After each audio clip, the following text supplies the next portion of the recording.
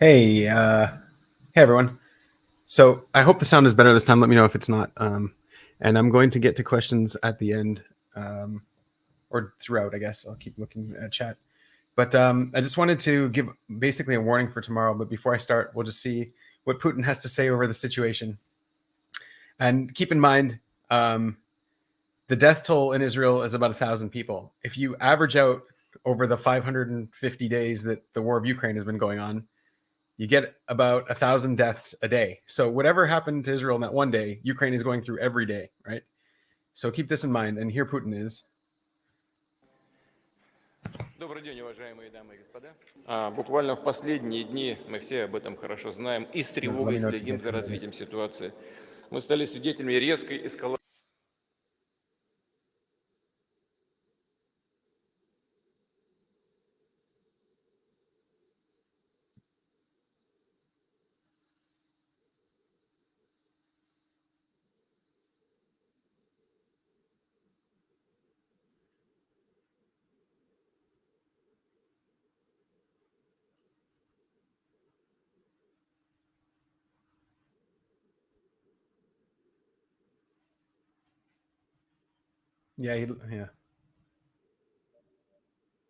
He'd love a distraction right now. So here he is condemning, like, what are some of the weird things he was saying? They've led to big number of casualties. so big number of casualties, buddy. For 550 days, every single day, you've had more casualties than what's been going on here. Every single day. So, yeah, keep that in mind. Oh, you can't hear the video. All right, that's good feedback. Okay, so I think one of the things is a lot of people have been calling Hamas evil, starting this is the good side, this is the evil side, and it's an important thing to remember that the whole message of this could be any one of us, any of us could be doing this, any of us could be capable of doing these acts, and labeling people as evil is just, yeah, it's just a cop out. It's just a way to dehumanize them. So yes, their acts are 100% evil and atrocious and disgusting, but saying that they themselves are evil is denying the fact that you could be capable of this thing. And that's what a lot of people say. We are not capable of this. They are capable of this. Therefore, they are evil. Okay. Okay, so here I'm just going to talk a little bit about what's going on in Gaza. Let's mute this. So yeah, what's happening in Gaza is obviously not good. It's really, really bad for them. And I guess, yeah. So if a lot of people are looking at the death tolls and what's going on there. So okay, so far there's about 1,400 dead. Yeah. I will get to that. It's okay. So here we got what's actually happening. So I'll let you know what's going on the ground. I'm in Nitivot right now. If you hear bombs in the background, that's just getting shells in Gaza. Okay. So if you look at the death toll, it's like 1,400 dead and 6,000 injured. And the number of targets that Israel has hit is 2,600. So that's way less than one person dead per airstrike. So either Israel is really, really incompetent, or no, I don't want to. Okay. Well, either Israel is really incompetent and really bad at killing people. They're not trying to kill people. They're trying to save lives of civilians. So out of 2,600 targets, only 1,400 dead and 6,000 injured. So that's like, it's like three people injured per target hit and less than one person dead per target hit. So, I mean, if you put those numbers in that way, Israel's trying to end this as quickly as possible. Obviously, Gaza is under siege, so the entire people are now suffering. They have been. I guess one of the things is if Israel is supplying them electricity, if Israel is supplying them with free electricity, free water, and all that kind of stuff, Israel has license to just turn it off and say, "Hey, supply it to yourselves," right? And you know, it's there's a blockade there, and they're not able to get anything in, and some of their stuff is starting to shut down and not work. So yeah, they're going to be suffering pretty bad right now, unfortunately, and it's hard to blame anyone but themselves for this situation. So the hopes of this, the reason behind this is all of the hostages that are in Gaza, and they are putting the siege on because they want to get the hostages back. So they say we will lift the siege as soon as you send out the hostages, and obviously the hostages are not coming out. But I heard that Palestinian people there are starting to try to find Hamas members' families, hold them hostage, and trying to get them to lift this siege because no one wants to suffer in that way. So, yeah. Here's like some of the destruction, like lots of destruction in Gaza. And this is a picture. Oh, where was it? There was a picture of that mosque there, which was used to be storing weapons caches. Okay, so what else is going on here? Okay, so this is something that I'm actually worried for. This is tomorrow. Now, basically, Hamas threw out a bunch of party invitations. They are inviting everybody to join their party on October 13th, which is tomorrow. They declare Friday, October 13th, as general mobilization day for Al-Aqsa flood operation. That's what they're calling their operation.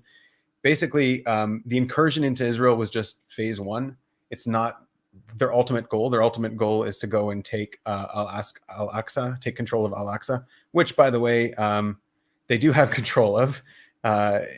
Israel is protecting Al-Aqsa, and anyone can actually go in to pray there. But they are actually against Jews going to pray there, which I think if you're going to fight over something, like a fight over a toy, just take it away from you. Take it away from both kids, and then until they figure their stuff out, and then give them back their toy. So honestly, at this moment in time, Israel, I would say the best move is just block also access there. But anyways, they are urging the West Bank, Jerusalem Palestinians to join the massive rallies and confront Israeli soldiers, right? So they're trying to start some kind of thing on Friday. So my hope is nothing is going to happen. My hope is that, they're not a very popular kid at school. They send out this party invitation and no one wants to go to their party, right? That's my hope. So let's get rid of your notifications. So here, they're also going to the rest of the world. They call on the Islamic world to stage global protests against Israel on Friday. So you might start seeing a whole bunch of protests and stuff going on Friday everywhere else. The rest of the world, be careful as well. They're calling for, I didn't find the article, but I read also they're calling for a general jihad all over the world. So keep that in mind. Usually people aren't as militant everywhere else as they are here, but this isn't being talked about right now. I don't know what's really going to happen tomorrow, but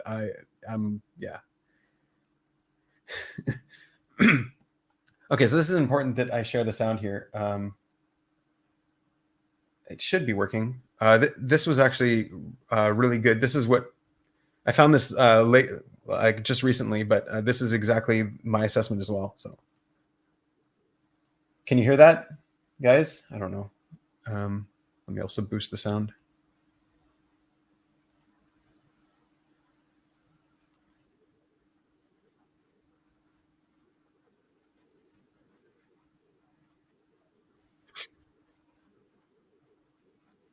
Right. So that was one of the points. No, you can't hear on. Okay, let me reshare this.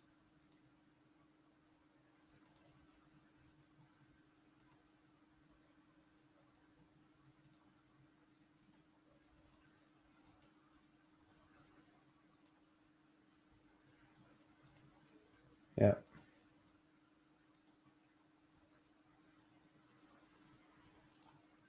All right, let's see if this works.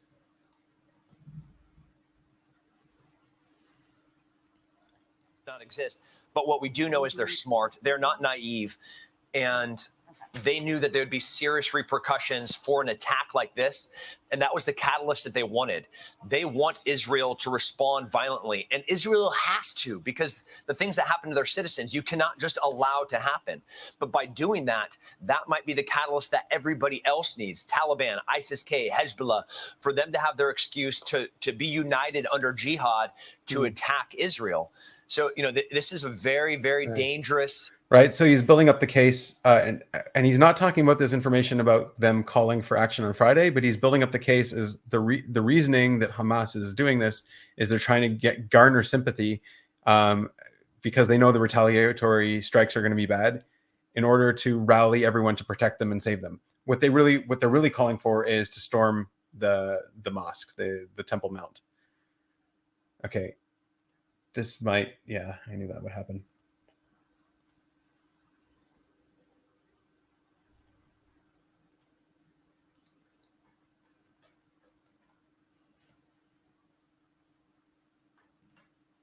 Okay, I think the audio should start working. This is a map I found that I liked, but it's got ads on it, so I'm just going to go to this normal one. Okay, so here's Gaza. Here I am. What's happening now on the ground is I can hear still the sounds of still rockets are coming through.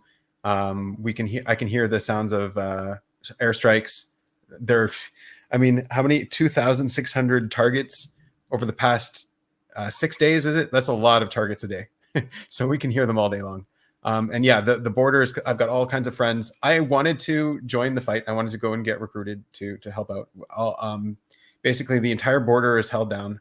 All of the points are completely choked. No one else is getting out. No one else is paragliding over the fence. The entire force of the Israeli army is surrounding Gaza, and just waiting, choking them out, waiting for this. Either for a ground invasion or for the hostages to be let free. And yeah, again, if you've seen reports of 40 baby heads being cut off, that is true. They found that. I wanted to also go volunteer. So the reason I haven't been getting involved is because I have been planning for a long time, and flights might even be canceled, but I haven't seen my son in France for a long time, and I have a plane ticket already. I have a trip. It's been over a year. He's a really young kid, and I don't want to be. I had to make some kind of decision, and I feel really bad about it. I drove up to see my brother the other day, and on the way up, you see all these cars parked along the highway next to where the recruitment office is, and there was no room in the parking lot. Just so many people coming to volunteer, and it just feels like. Yeah, I should also be doing that. But I will tell you a story of what did happen, what I can tell you. So let's see if I have something else planned. Okay, so they're calling its attack Al-Aqsa flood. Why is Jerusalem mosque so important to Gaza? So I don't know. I found some articles about it, but basically why would they call it Al-Aqsa flood if all they were doing was jumping over the fence and getting killed in the south, right? That's very far from Al-Aqsa. So, and again, it's been very quiet in the West Bank. So you see, okay, so here I've got some celebrations when they heard that the Gaza strike, the Gaza attack was successful, the incursion was successful. So you see, just to get their feeling state, their emotional state, and what's going on. Right, this is a refugee camp in the West Bank.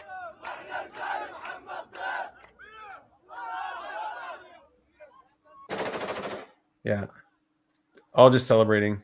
What's going on. So these are the West Bank, and they have been very quiet so far. There have been a few back and forths, but it's very shocking, and I'm hoping that they're not going to answer the call, but they might just be waiting, and I have a little bit of evidence. Let me do another thing here. This is in Nablus. Nablus is actually where there was a little bit of a altercation, and terrorists were killed. But yeah, a lot of support. A lot of support for what happened right away in the streets.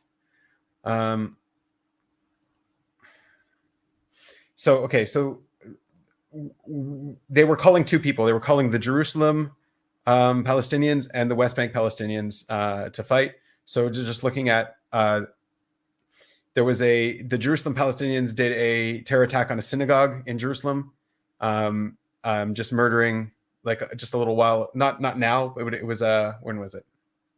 It's got a date here.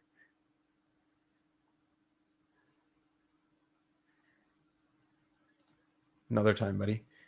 I don't know if anyone can see a date. It was less than a year ago, January. Yeah, in January. So they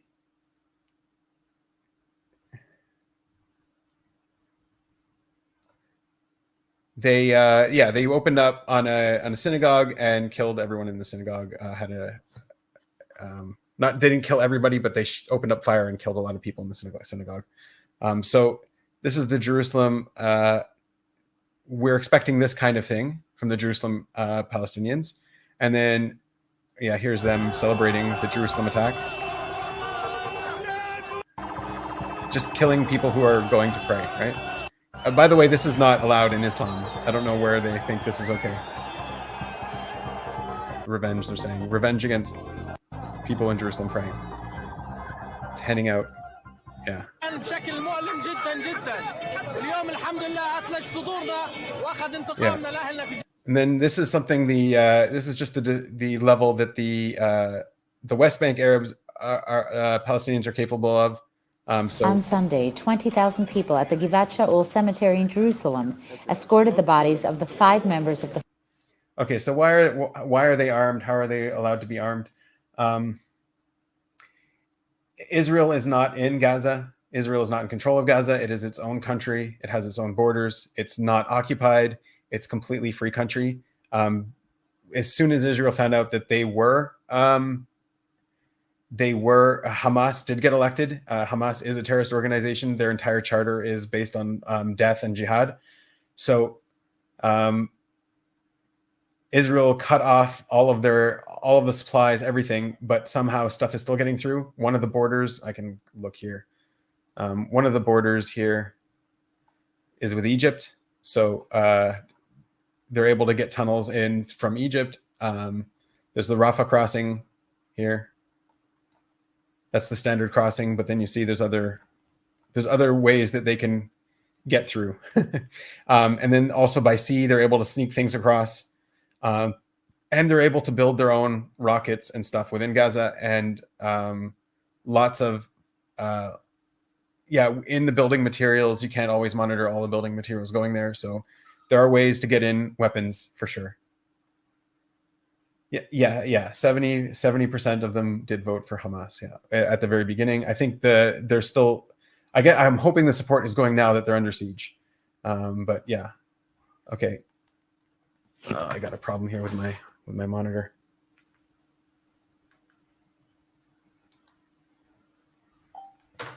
So we'll keep going here. This is the Fogel family. This is the West Bank. The Fogel family, who were brutally murdered Friday night in the West Bank settlement of Itamar. Udi, 36, his wife Ruth, 35, and their children. So here, there's like a 3-month-old baby was killed. The whole family was not the whole family. There were some of their kids were not at home at the time, but Yoav, 11, young children, Elad, 4, and Hadass, 4-year-old, 3 months, were stabbed to death by a terrorist who infiltrated the settlement. Rabbi Yehuda ben Yishai, Ruth Fogel's father, but this is okay because these are settlers, so they're allowed to die. Apparently, farewell. You shall come visit us like pure angels. It's justified. The family is survived by 3 additional children. And just so you know how great this family is, just a very short 1-minute clip here. הגענו לפה, לפני שנה הגענו ליישוב מאריאל. We moved to the city of Ariel after the expulsion, but 2 years ago left for Itamar.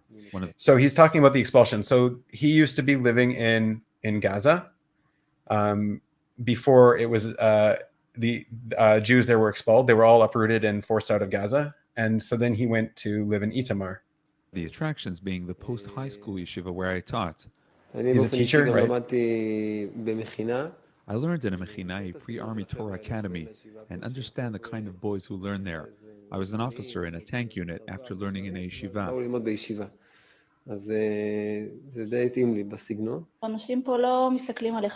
No one looks down on anyone, but accepts everybody for who they are. Itamar is a warm and loving community. We immediately felt at home. Right. So, okay. So just to get an idea of what's going on there. Now, there were. So this is the exchange that was happening a little bit in the West Bank.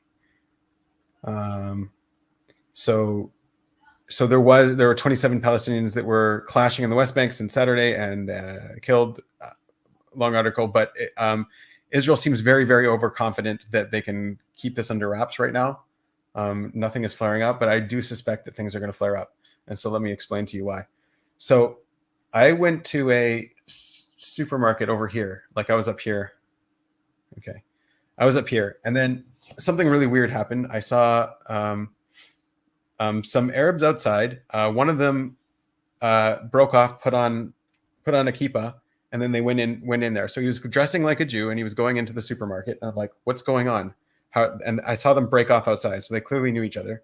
A few things. He looked like he was a Sephardi Jew, and Sephardi Jews keep their tassels inside. He had his tassels outside. So it's really clear that there's something weird going on. This isn't like, even if you just saw him, he doesn't look like someone who knows really what you're supposed to be doing as a Jew.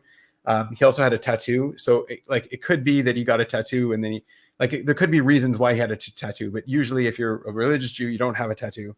And the whole time he was in there, he was like, he had his phone out and he was taking a picture of the whole place. It looked like he was scouting the place out. And then the other Arabs were making a lot of noise there and drawing attention away from him. And when they left on their way out, everything they put in their basket, they just put on the side and they left. They didn't buy anything. They just put it on the side and they left. And while I was in there, I called the police and I was like, hey, I think there's something suspicious going on here. I explained to them what was happening. They're like, well, it's not illegal for an Arab to dress like a Jew. And unless they're doing anything wrong, we're focused on Gaza and the north right now, right? Israel's being attacked as well from Syria at the moment. They leveled some airfields there, so they can't take off on any of their planes. They can fix that in a couple of days, but no one's interested in that kind of thing. I heard after that there was a similar incident in Netanya as well, that someone saw someone like that. So I personally witnessed a place getting cased, and someone in Netanya also witnessed something like that. So I'm assuming that this is happening all over the place and no one is noticing it, because I was the only one there that noticed it. I was the only one with my eyes open. And what ended up happening was they sort of caught on that I was watching them. And I went to an aisle where there was pasta sauce, these like glass jars of pasta sauce. And I bent down to start comparing two jars. And then they walked up behind me, two of them. There was one smaller guy, and then there was one guy about my size, like a little bit smaller than me.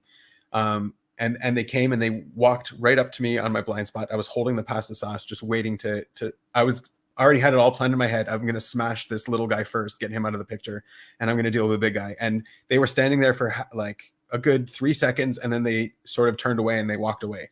And I don't know if they chickened out. I don't know if they thought the mission was more important. But like, it was really tense. So I am warning people for tomorrow. Like, I think something might happen. I really hope no one's going to show up to this birthday party, but I think they might. So that's the main point here. Everywhere around the world, Israel especially, be careful tomorrow. Stay indoors. Now, the thing is, in the West Bank here, so in the West Bank, all of the Jews there are allowed to have guns. So if they start attacking towns and villages and things like that, people will be it'll be harder for them. But the borders are way easier to get across. The borders are it's just way easier to cause chaos there, especially when the entire army is focused on Gaza and the north right now. No one is looking at this at the moment. There's no talk about it in the radio. I really hope I'm wrong, but nobody is even asking the question if they're safe. That was the one article. This is the one article that I saw that they say it's completely safe and held down. No one is asking those questions.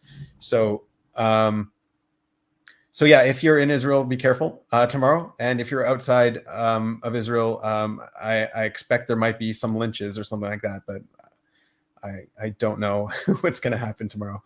So I don't know if there's any questions. I can start interacting with you guys. But if not, I think that's good. That's my what's going on.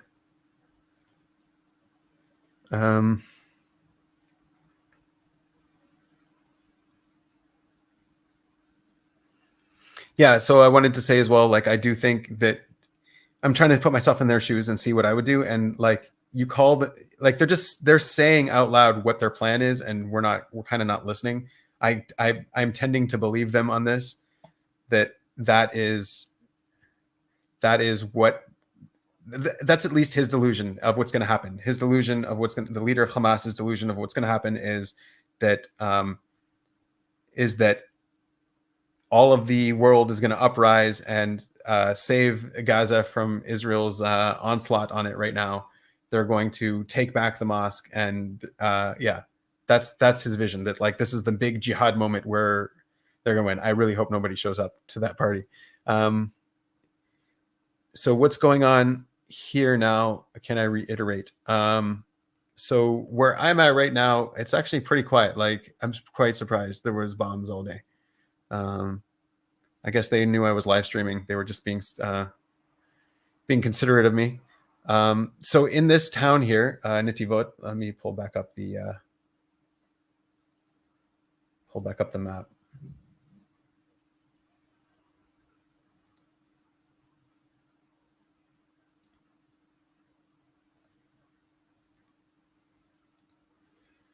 So all around me was hit. Let's see. They cleared out. My kids are up north. I was up there with my kids. Israel's coming together. They heard that some people were displaced from their home up there, and my kids got a whole bunch of extra stuff because they were from this area. So they're okay. They're doing well. So I'm here in Netivot. So Ofakim got hit. That's further out than Netivot. This got hit. Everything around here got hit. All of this area, no one is allowed to come back right now. Everyone who didn't get hit isn't allowed to come back. For some reason, I'm allowed to be where I'm at. Coming in here, there's a checkpoint. There's army everywhere. The soldiers need to go and relax somewhere. They need to go, like they're doing shifts. So you see a big presence here. I feel like it's really super safe here. Like the army is just everywhere here. And our town is on lockdown. Streets are clear. All of the shops are closed. So as for a safe place, I feel like it's good here. I should have enough stuff for now. There's a shop nearby that's still open. One shop that's open. It's a little small grocery store. It's a tiny one, but it stays open. So we're lucky there, and we can drive out. We have free reign to walk around, and I'm not actually too worried at this location anymore. It was way more worrying at the beginning. Egypt doesn't want them. Yep, that's what. Yeah, without getting into the politics.